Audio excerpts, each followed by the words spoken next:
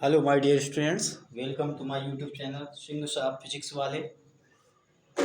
आज के इस वीडियो में मैं आपके लिए लेकर आया हूँ कक्षा 10 और 12 के धारा विद्युत्की से एक महत्वपूर्ण क्वेश्चन ओम का नियम। अगर आप इसको बेहतर ढंग से समझना चाहते हैं तो वीडियो में शुरुआत से लेकर अंत तक बने रहिए। तो चलिए बात करते हैं ओम के नियम के इंट्रोडक्शन की। इस नियम को दिया किसने, कब दिया और ये यूजफुल किस लिए है। सन 1828 ईस्वी में इसे दिया था जर्मन वैज्ञानिक जॉर्ज साइमन ओम ने।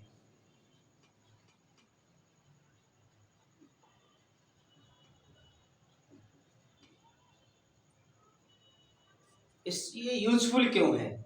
इसकी सहायता से हम सरल परिपथ में वैद्युत विभवांतर और धारा के विश्लेषण को ज्ञात कर सकते हैं। सन 1828 ईस्वी में जर्मन वैज्ञानिक जॉर्ज साइमन ओम ने बताया कि यदि किसी चालक की भौतिक अवस्था को न बदला जाए, भौतिक अवस्था जैसे ताप, दाब, आयतन आदि को न बदला जाए, तो चालक के सिरों पर आरोपित विभवांतर उसमें बहने वाली धारा के समानुपाती होता है। ध्यान रखिएगा, यहाँ पर महत्वपूर्ण कंडीशन क्या है कि ओम के नियम में V प्रोपोर्शनल I तभी होता है जब चालक की भौतिक अवस्था को ना बदला जाए।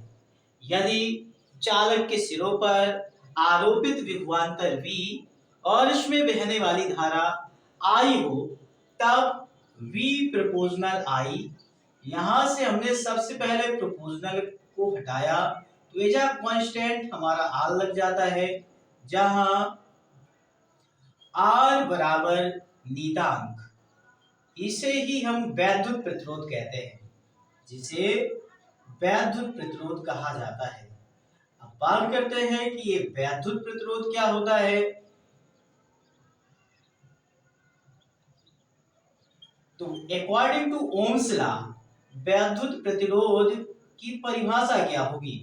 तो आप देख पा रहे हैं, यहां से हमने पक्षांतर कर दिया I का, तो बन गया हमारा R is equal to V upon I। अर्थात किसी चालक के सिरों पर विभवांतर आरोपित करने से उसमें जितनी धारा प्रवाहित होती है, तो आरोपित विभवांतर और उसमें बहने वाली धारा के अनुपात को वैद्युत प्रतिरोध कहते हैं। अदरवाइज वैद्युत प्रतिरोध है क्या? किसी चालक तार का वह गुण जिसके कारण वह धारा प्रवाह में बाधा उत्पन्न करे, उसे हम प्रतिरोध कहते हैं। दैट्स मीन प्रतिरोध इज रिलेटेड टू ब्लॉकिंग, अर्थात बाधा। प्रतिरोध का मतलब है बाधा, रुकावट। चालक तार का वह गुण जो धारा प्रवाह में बाधा अर्थात रुकावट पैदा करे, उसे हम प्रतिरोध कहते हैं।